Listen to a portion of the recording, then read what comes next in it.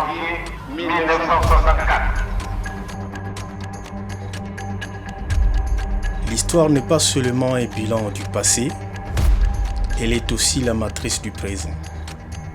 Aujourd'hui, 12 janvier d'oracle, 12 janvier de naissance d'un être précieux. Maman Mvete Elisabeth et sa mère, et Papa Diangenda Kuntima Joseph, son père. Diangenda Wabasolele Armand est troisième des garçons parmi les 7 enfants vivants de son éminence Diangenda Kuntima Joseph, premier chef spirituel de l'église cumaniste. Kisorotele, Dinet. Dianongana, Dinet. Diangela, Dinet. Et c'est le bon à moi. Ordre de tous les amis. Papa va sortir.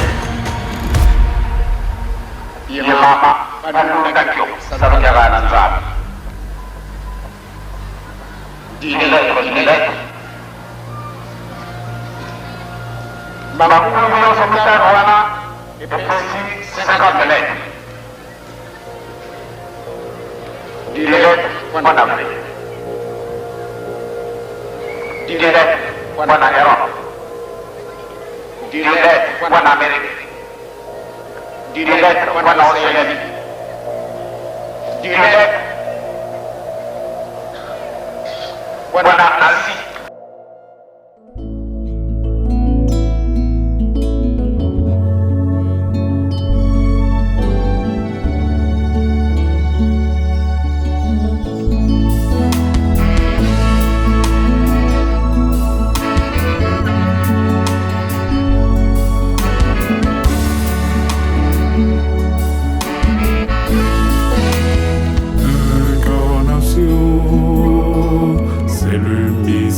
De Dieu pour confondre l'humanité tout entière.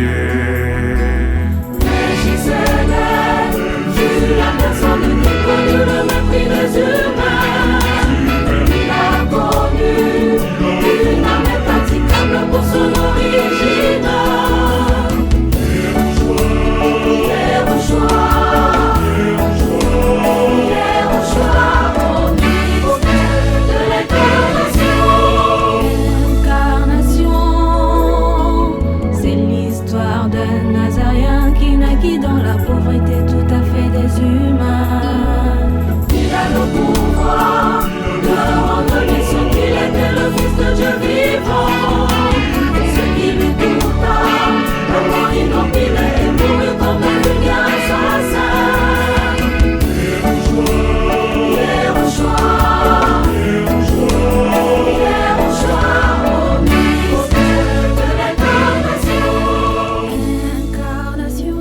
Diangenda Wabasolele est le troisième occupant de la résidence Monkoto 87, dénommée résidence Simon Kimbangu.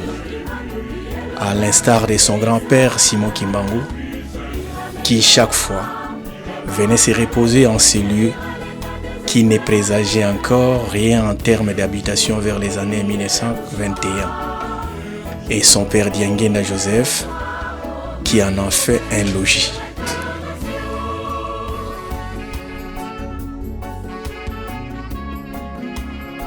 Eloka kana etikala souvenir à munene ezali que un certain 12 janvier nous lango na bosana ezalaka un dimanche to sambeli culte tango esili to bandi ntinchani ya zaki na résidence chez nous na mama bête namonaka tomoni kaka babimi mais aza ko se gêner pour aya ko rejoindre bandimi place bandimi bazalaki kaza mutu moko neti moi soni bilo moko ndengwa alors biso siko place tozali na koreki to bia te photo que nous sepeli c'est photo que nous joa papa to zuba kiti to tielie to tie na koreki to tie kiti mibale ya yena ya mama to koti na chez nous da photo joye ye pa boité à telemi abandi ko to zoyemba nzebo calcul la biso ezalaki soki tobimi totambusi ye na lingomba nsima tokei kofandisa ye na kiti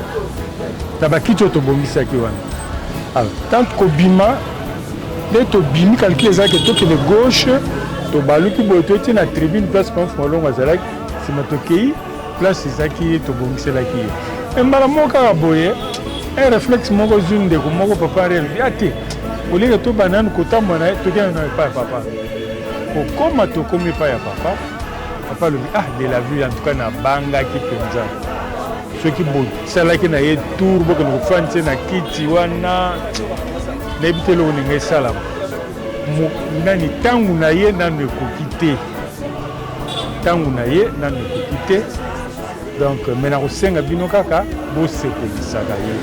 Chaque fois que vous commis na fête na ye bo sepelisaka. Les rois tu dois fêter fête kaka ya papa pour nous tout. Pas en banza, pas en longa. Parce qu'il y a baxé libre surtout fête à rappel, fête ya papa Armand. Mbote likamolo ezwa place na motema na biso. Papa nkombo na ye Diangenda wa Batolele Armand. Lokola Jérémie en hébreu. Jérémie elingi koloba ete moponami na Nzambe. Wa Batolele ezali na Kikongo. Jérémie ezali en hébreu, elingi koloba oyo Nzambe aponaki. Par Dieu, le Tout-Puissant.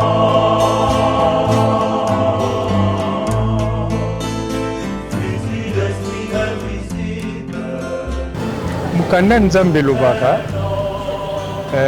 mutu même avant botama. Nzamba sa tcheye lemo. Elembo na ye wana azokola nango ezofunga malemba parce que tout le but il était préparé pour devenir chef spirituel donc on dirait ça loko moko ya mukili ba préparer na mukili yao. Alors wana pendanga na zaka nango d'accord te. Alors tout ce que je sais c'est que mon papa en tant que mon papa azaki na badona yo Nzamba pesa kiye azina ye makambo Nzamba bongisela kiye qui un jour a assumé la fonction moko boye comme un pilote ezaki peut-être choix naie à se faire la gaz à la pilote mais seulement je reconnais une chose comme maman Nzambe ça compliqué quand papa Armand abandi ko yekola cours à pilotage mukolo mususu papa Mfumalongo a réunir ba représentants régionaux ne bazako benga bango ba représenter église kimbangiste na ba province. Alobi na bango Mfumalongo abi na bango papa Armand aza kotanga classe ya pilote soka silisi quand Nzamba ko service biso kaka to ko avion na biso moko soki to avion na biso yes comme to banono na bino ba représentants provinciaux a robana ko bino soki réunion ezali ali aye na province azu représentant ake azu mususu ya bino nyonso na Kinshasa après réunion allez azu bino pe susu azongisi bino. Donc c'est ce qui voudrait dire que quelque part et là qu'on a yewana ezali prédestiné. Moi personnellement je crois fermement à la prédestination.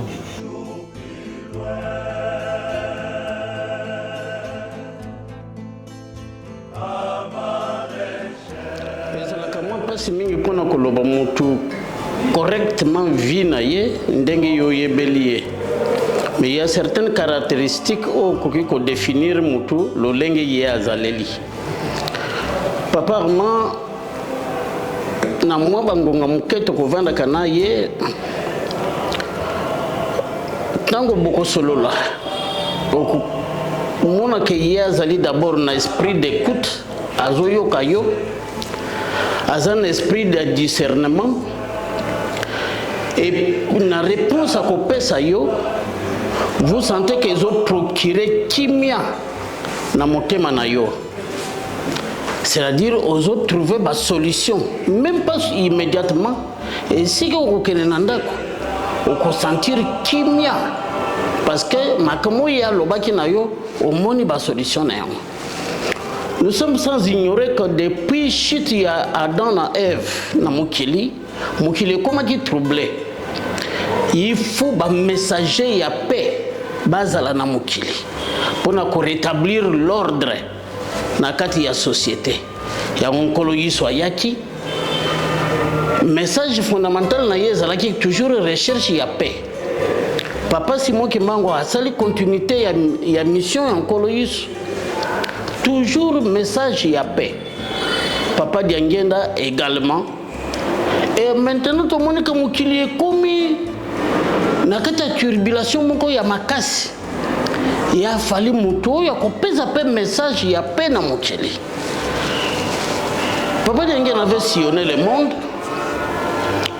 Na suka ba moni que non ba message nyonso azoko pesa na ba consultation nyonso na ba conférence internationale ya ba église nyonso azoko monde ya azoko participer bato ba ye komona que Papa Diangenda c'est un homme de la paix. Et cette mission est suka ki wana te yango tozoko mona lelo ya ko sillonner monde ya okino côté ya ko panza sango ya Papa Simon Kimbangu. À partir de Papa Armand Diangenda Wabasolele et Nasuka Baye comme que Papa Diangenda Wabasolele azoko prône toujours paix parce que Mukili Dentolobi la grande tribulation et salamaki na chute ya Adam na Ève jusqu'à présent Mukili na ne kimyate mais tozoko luka nani ako définir biso paix oyo biso tozoko luka. Alors, na ba message évangélique na yembala mingi, na ba ndaka nzambe partout où il passe, à se référer toujours na parole de Jésus, na ba béatitude, Matthieu chapitre 5 verset 9, heureux ceux qui procurent la paix, car ils seront appelés fils de Dieu.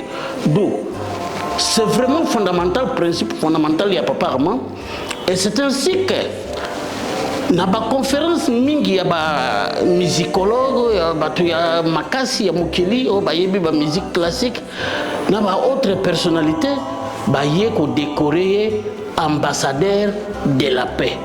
Donc maloba na ye e procuraka toujours kimia na mitema ya batu et portaka toujours ba solution ya paix, raison pour laquelle ba décoraki. Et nous estimons que il est sur les traces de son père. Ndenge tata na ye azalaki na ba trace ya tata na ye Papa Simon Kimbangu et Papa Simon Kimbangu sur ba trace ya nkolo Yesu, d'où bazoko prôner mokili ko kozwa kimia, mokili ko kotambola parce que sans kimia développement ekoki kozala te, justice ekoki kozala te. Et batou bakoki ko consolider solidarité fraternelle te. Donc on a une tendance belé na mokili. Oui, bien que la catégorie qui est mais l'élément primordial au batou bazoko lukana mokili, c'est la paix. Pour mettre fin à la conflit de guerre nyonso et que batou ba yokana to ko kozwa kimia.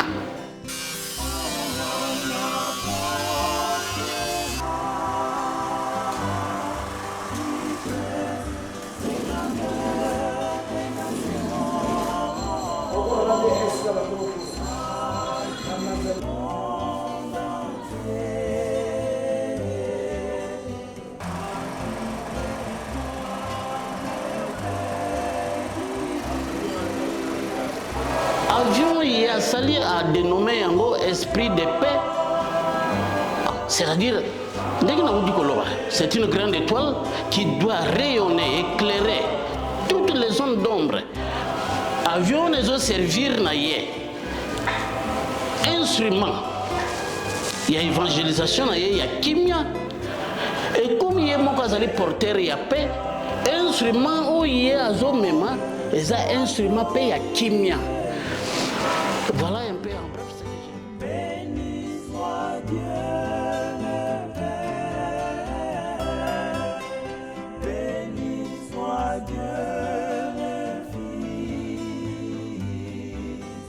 béni soit Papa Kimbangu, louons le trois glorieux ici-bas.